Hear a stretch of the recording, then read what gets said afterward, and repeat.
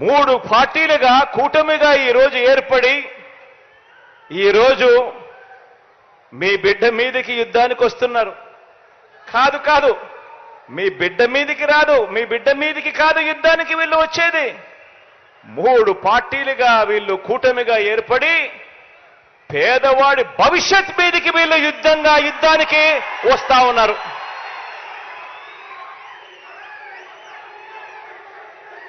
ఇదే ముగ్గురు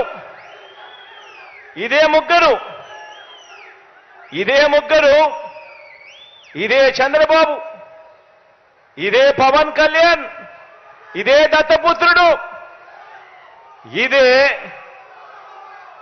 బీజేపీతోనే కలిసి 2014లో కూడా ఇప్పుడు చెప్తా ఉన్న మోసపూరిత వాగ్దానాలు మాదిరిగానే 2014లో కూడా ఇదే మాదిరిగా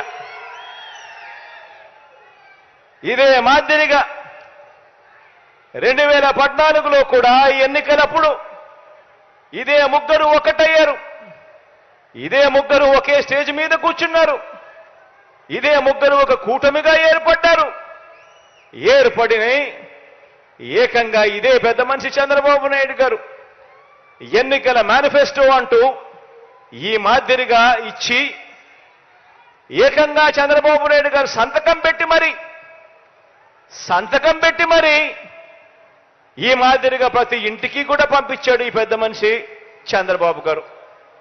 ఇందులో ఈయన రాసిన మాటలు, రాసిన వాగ్దానాలు, రైతులకు రుణమాఫీ పైన మొదటి సంతకం చేస్తానన్నాడు. 87,612 కోట్ల రూపాయల రైతుల రుణాలు మాఫీ చేస్తానని చెప్పి ఎగనామం పెట్టాడు. పొదుపు సంఘాల రుణాలు పూర్తిగా రద్దు చేస్తానన్నాడు. ఏకంగా 14,205 కోట్ల రూపాయలు నా అక్క చెల్లెమ్మలను అడ్డగోలుగా మోసం చేశాడు. మహిళా రక్షణకు ఉమెన్ ప్రొటెక్షన్ ఫోర్స్ ఏర్పాటు చేస్తామన్నారు. మహిళా రక్షణకు ఉమెన్ ప్రొటెక్షన్ ఫోర్స్ కథ దేవుడెరుగు. విజయవాడ నగరంలో ఏకంగా కాల్ మనీ సెక్స్ రాకెట్ నడిపించారు. ఆడబిడ్డ పుట్టిన వెంటనే మహాలక్ష్మి పథకం కింద 25,000 రూపాయలు ప్రతి అక్క చెల్లెమ్మ కుటుంబ ఖాతాల్లోకి వేస్తాను. ఆడపాప పుట్టిన వెంటనే అని చెప్పి వారి బ్యాంక్ అకౌంట్లో డిపాజిట్ చేస్తాను అని మహాలక్ష్మి అనే పేరు పెట్టాడు. ఒక్కరికైనా కూడా ఆడపిల్ల పుట్టినప్పుడు మీకు కానీ, మీకు తెలిసిన వ్యక్తులకు కానీ, మీకు తెలిసిన అక్క చెల్లెమ్మలకు కానీ ఒక్కరికైనా వాడు ఆడపిల్లలు పుట్టినప్పుడు 25,000 రూపాయలు వాళ్ళ బ్యాంక్ అకౌంట్లోకి డిపాజిట్ చేసినాడా అని అడుగుతాను నేను. ఇరా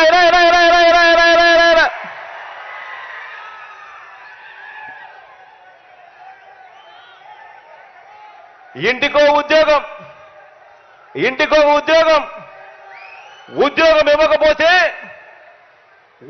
ఇవ్వకపోతే ప్రతి ఇంటికి 2,000 రూపాయలు నిరుద్యోగ భృతి అంటే సంవత్సరానికి 24,000, 5 సంవత్సరాలు అని అంటే దాని అర్థం 1,25,000 రూపాయలు. ఒక్కరికైనా ఇచ్చాడా అని అడుగుతా ఉన్నా నేను మిమ్మల్ని అందరినీ కూడా. ఇలా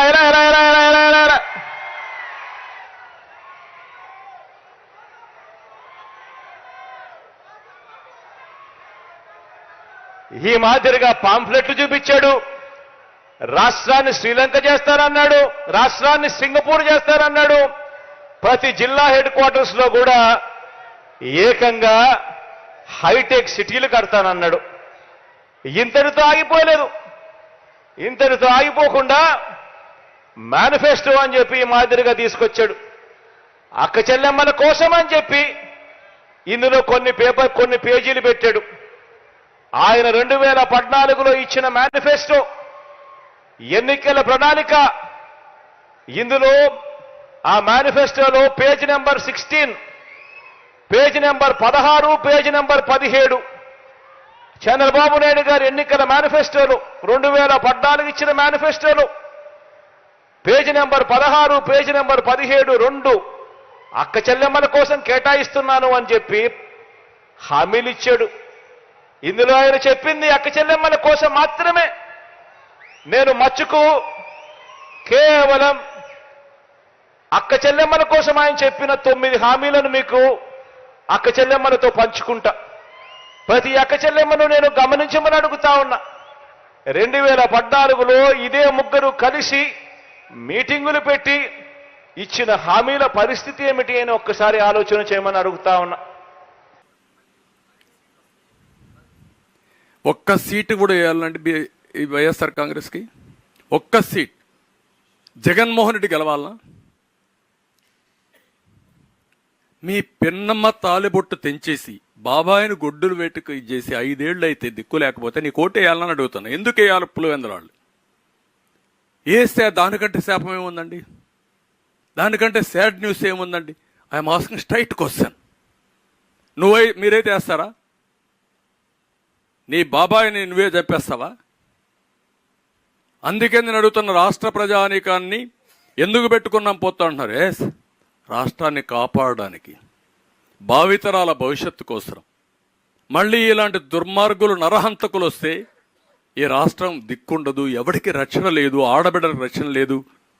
ఎక్కడ చూసినా గంజాయి, లిక్కరు, రౌడీజం, డబ్బులు, కబ్జాలు, ఆస్తులకు రక్షణలా, మానానికి శీలానికి రక్షణలా, ఆడబిడ్డలకు రక్షణలా, ధైర్యంగా రోడ్డు మీద తిరిగి వస్తాం ఇంట్లోకని నమ్మకంలా. 14 సంవత్సరాలు ముఖ్యమంత్రిగా పనిచేసిన నాలాంటి వాడికి రక్షణ లేకపోతే ఎవరికి రక్షణ ఉంటుందండి ఈ రాష్ట్రంలో?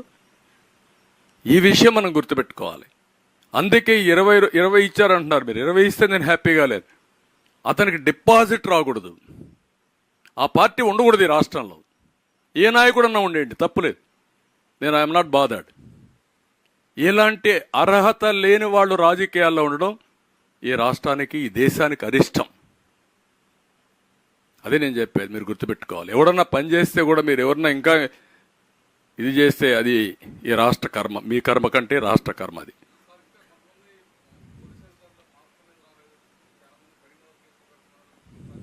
అందుకే నేను చెప్తున్నాను, ఈరోజు రేపో నోటిఫికేషన్ వస్తుంది. అందరూ కూడా ఎలక్షన్ కమిషన్ కింద పనిచేయాల్సింది, రాక్షసుడి కింద కాదు, ఈ సైకో కింద కాదు. ఆ సైకో పని నిద్రలేస్తే కేసు పెట్టే వరకు వెనకబడి, ఆ కేసులు పెట్టిన తర్వాత ఎఫ్ఐఆర్లు పంపిస్తే ఆనందపడుతున్నాడు. దానికి భయపడి ఇంకా అక్కడక్కడ తప్పుడు పనులు చేస్తున్నారు. మంచిది కాదు మీకు అది. నేను చాలా స్పష్టంగా ఉన్నా, అన్ని సమీక్షలు చేస్తాను. ఇప్పుడు చేసే కేసులపైన ఎక్కువ సమీక్షలు చేస్తాం. అంటే మీకు భయం లేకుండా, తప్పించుకోకుండా మీరు చేయడం తప్పు. అందుకనే చాలా స్పష్టంగా రేపటి నుంచి మీరు చూస్తారు, వీళ్ళు చేసే అవకతవకలన్నిటికీ అడ్డుకట్టేస్తాం. అడ్డుకట్టేయడం కాదు, దీనికి అడ్డుకట్టేయడానికి ప్రజలే ముందుకు రావాలి. నేను ఐఎమ్ అపీలింగ్ ఆల్ పీపుల్, బాధితులే క్యాంపెయినర్స్గా తయారు కావాలి. భావితరాల భవిష్యత్తుకు రక్షణ కల్పించే బాధ్యత మీరు ఒక రక్షకులుగా తయారు కావాలి. అది ప్రారంభమైతే తప్ప ఏం కాదు. నేను ఎన్ని మాట్లాడినా మీరు అనుకోవచ్చు నాకేదో కోపం. ఏం కోపం అంటే నాకు ఎన్నిసార్లు పొజిషన్ చూడాలా? నేను ఎప్పుడూ ఇంత నాకు ఆవేశం లేదే. ఇది మీరు చెప్పండి, ఒక్క స్కామ్ మీరు చెప్పండి. ఐఎమ్ ఆస్కింగ్ స్టేట్, ఎవిడెన్స్ ఉందా లేదా దీంట్లో? ముఖ్యమంత్రి వచ్చి మాట్లాడాలని లేదా? మీరు సిగ్గుంటే ఓటాడతారా? ఇంకా what is the right you are having? Okay,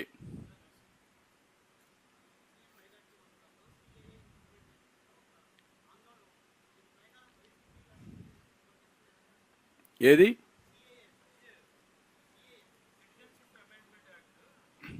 అది ఆ రాష్ట్రాలకే కదా, ఇక్కడికి కాదు కదా.